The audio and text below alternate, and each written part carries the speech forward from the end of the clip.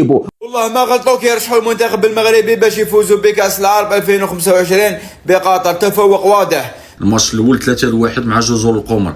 45 دقيقه الاولى ديالنا ديال المغاربه، 45 دقيقه الاولى ديالنا.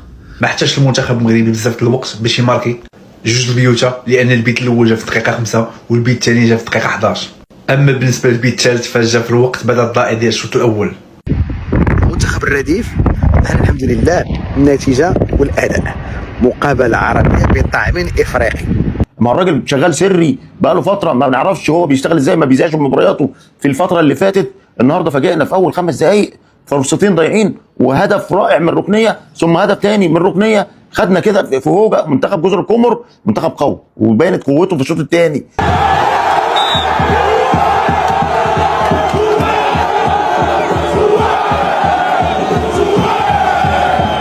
المغرب جايه تاخد البطوله، هتقابل السعوديه برضه وهتقابل عمان برضه المغرب رايحه بعيد، المغرب رايحه بعيد. ما يختلفوش كتير عن نوعية وعقلية اللاعب المغربي اللي بنشوفها في الفترة الأخيرة بتحقق العديد والعديد من الإنجازات. المنتخب المغربي الفترة الجاية هيكون صعب جدا إن في منتخب يقدر يخش معاه خناقة كروية، لأن عقلية اللاعب المغربي وصلت لمرحلة إن مهما كانت جودة اللاعب أو سنه أو خبرته في الملاعب، مادام لابس تيشيرت المغرب اعرف إنك صعب إنك تنتصر عليه في الملعب. صراحة لا خوف على المنتخب المغربي. ما يجيش شي واحد بقى يقول لي لو حق على مع جزر القمر. جزر القمر في كاس العرب كتولي جزر القمر. هو خير مثال ياك تونس اللي لعبت مع البرازيل وزيرات البرازيل وخرج كل الاعلام كامل كيهضر عليها مع من خسرات مع سوريا. نصيحة على جزر القمر، انتوا حبايب قلبي، مع انه واقف عند المتابعين جزر القمر هون بالصفحة. يا جماعة انتوا عم تلعبوا قدام فريق، انسحب فورا يا قمر يا جزري، انسحب يا رجل. كل هذا يا جماعة المغرب ما بيلعب بالمنتخب الأساسي، المغرب عم بيلعب بالمنتخب الثاني مش المنتخب الأساسي نهائيا. هدفين بأول 10 دقائق للمنتخب المغربي. طيب وهل الكور دي هتنحسب لما المنتخب المغربي يكون متعادل؟ سؤال بريء ما فيهوش منه اي نيه وحشه للجنه التحكيم في بطوله العرب. المنتخب المغربي بدا المباراه ما استناش 10 دقائق، كان متقدم بهدفين مقابل لا شيء على منتخب جزر القمر. المنتخب المغربي فتح مدرسه الهندسه تيكا تاكا مغربيه، ضغط متواصل الشوط الاول ادى الى هدف ثالث في نهايه الشوط، نتيجه ايجابيه. واقفين مليح فوق ارضيه الميدان، والحاجه اللي عجبتني في المنتخب المغربي منظمين وواقفين مليح فوق ارضيه الميدان وما عندهمش فرديات. كاين جروب يلعب عندهم مجموعه امام الكبار ومدرب اللي كيدير كشان بطوله افريقيا. اللاعب المحليين اش غتسي منه في كاس العرب؟ تسي منه حاجه وحده وانه يديها. واخا هو داك التصريح اللي دارنا في الاول دارنا بهذيك عامره في خاويه.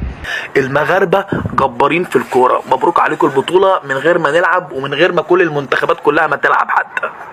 راه حنا اللي تنعلموكم كره، وحنا اللي ردينا الكره المغربيه والكره الافريقيه والعربيه في العالميه، ولاو الناس كيهضروا عليكم. يعني الا ما كانش المغرب لاعب راه ما غاتكونش عندكم ديك الشعبيه ديال البطوله. مباراه ممتعه ومش متوقعه اطلاقا، وبالذات اللي عملوه منتخب المغرب في اول 10 دقائق 2-0 على طول. يقولوا لك احنا بنسجل هدف كل 5 دقائق، لكن السكتاوي كان ليه راي اخر. ارتيتا العرب رسميا خلاص، ده لقب لازم يتسمى عليه. باش تعرف هنايا بان ما كانش فريق ضعيف، ما كاينش شي فريق جاي كاس العرب وعول انه غير يشارك، ما كاينش شي فريق جاي انه يمثل بلاده وما غاديش يتقاتل. وخلوا دليل، سيروا تفرجوا الافتتاح ديال قطر فاش لعبت قطر مع فلسطين، وفلسطين استطاعت انها تربح قطر في قطر. ما كاينش فريق ضعيف.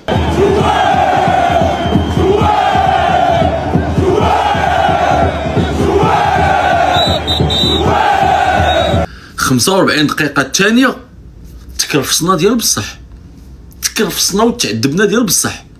في المجمل المغرب بينتصر في اولى مبارياته على جزر القمر وبيحقق 3 نقاط في بدايه مشواره في دور المجموعات عشان يخلي ترتيب المجموعه زي ما انت شايفها دلوقتي. المغرب في صداره المجموعه، ولسه هنشوف ايه اللي هيحصل في مباراه الفرقتين اللي موجودين في المجموعه معاهم، مباراه المنتخب السعودي امام المنتخب العماني. والمجموعه دي ما اعتقدش ان هيكون فيها اي مفاجآت، واللي هيصعد من المجموعه دي بشكل كبير هيكون في المركز الاول المنتخب المغربي بالعلامه الكامله 9 نقاط. واكثر من رائع طارق السكتاوي اخذ المباراه اللي هو عايزها، اخذ 3 نقاط، صداره عن جداره حتى الان، لان طبعا مجموعه قويه فيها منتخب السعوديه، منتخب قوي جدا بيلعب بالفريق الاول، معاك منتخب عمان وجزر القمر اللي كله متوقعها بامانه انها تكون حصلت المجموعه على اساس انها هي اول مشاركه عربيه ليها، وطبعا شارك في بطوله افريقيا القادمه بالمغرب. الجمهور المغربي اللي حضر بقوه وفكرني بالمشاهد الجميله اللي كنا بنشوفها في كاس العالم 2022، لانه نفس الملاعب، نفس البلد المنظم لكاس العالم 2022 ونفس الملاعب، فالاجواء فكرتني بالايام الحلوه دي، يعني ايام الانجاز الكبير اللي حققه المنتخب المغربي. الله يبارك خوتنا، انا يا واحد من الناس ولا غنرشحهم باش يكونوا في النصف النهائي ولا في النهائي، بالك مع المنتخب الجزائري، بالك مع المنتخب السعودي. على كل حال مازال ما شفناش المنتخب الجزائري، لكن اتخذ على مشامه. ده مثل بالمصري كده، ما قدرش ان هو يواكب الفكر اللي عمله طارق السكتاوي. الشوط الثاني شفنا جزر القمر، شفنا شوط من جزر القمر عالي جدا جدا، لكن نقف بقى عند التحكيم شويه. التحكيم عايز تصليح عشان نكون واضحين يعني.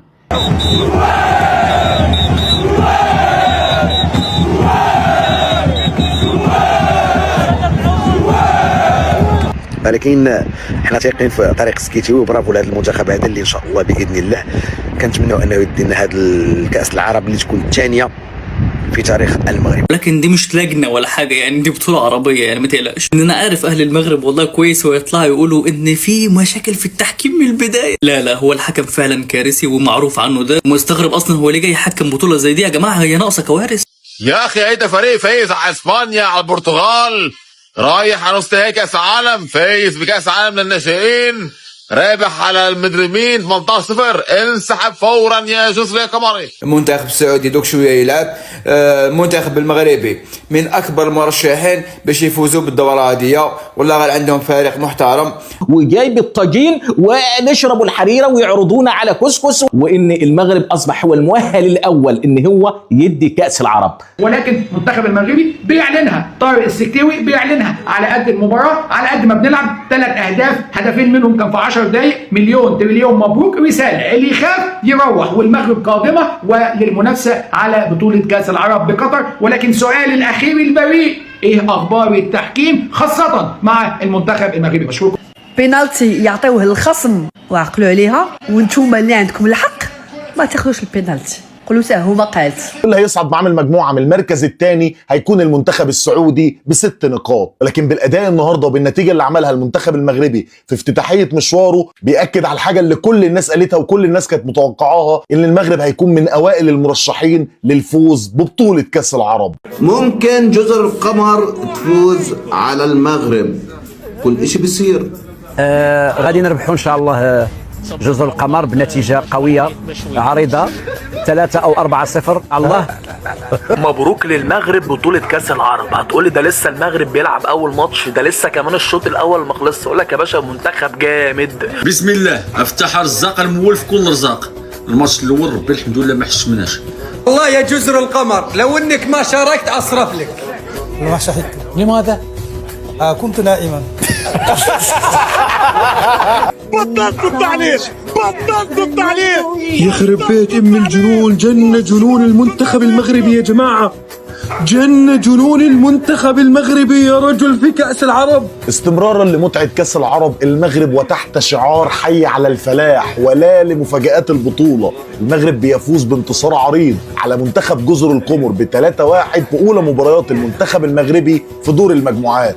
غادي راه برومير ميطا، ما تخلع ما والو ديال برومير ميطا. سكيتاوي كيعطي اللعابة كورة وكيقول لهم قصدوا بوطو، سيروا قصدوا بوطو، لعبوا تفنوا.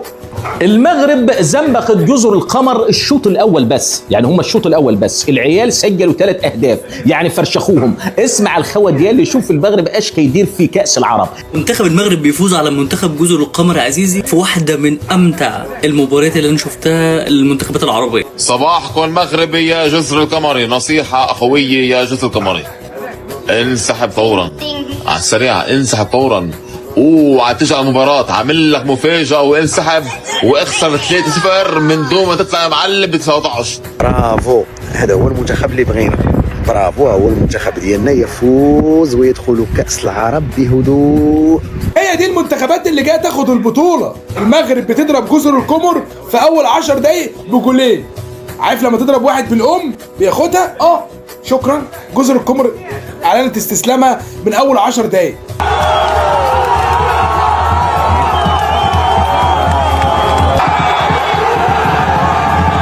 ميساج للسكتيوي في كأس العرب ما تحلمش يعطيوك بينالتي واخا يكون عندك الحق، راك عارف كي كتلعب. مباراه روعه، افضل مباراه يمكن من حيث الاداء والتكتيك والفنيات ما بين الاثنين مدربين.